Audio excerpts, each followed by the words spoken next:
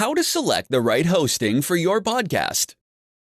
Are you wondering where you can upload your podcast audio files? Do you think uploading your podcast files to your website hosting service is okay? If you do, then you have another thing coming. In this presentation, I'm going to show you why you need a dedicated podcast hosting service and how to select the right hosting service for your podcast.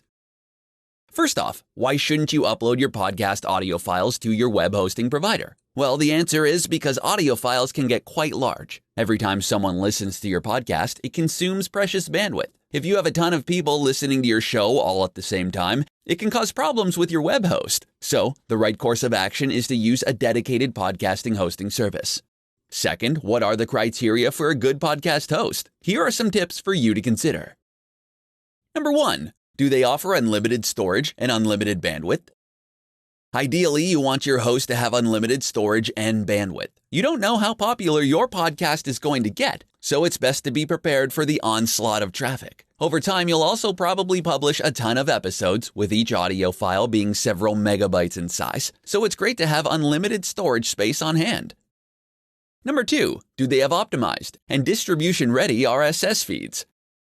Most podcast hosts are podcast-friendly, meaning they have built-in RSS feeds for easy syndication by podcast directories. This means that every time you upload a new episode, all directories where your podcast is listed will automatically be updated. Everyone who's subscribed or is following your podcast will automatically get access to your latest episodes. Number 3, will they help you submit your podcast to top podcast directories?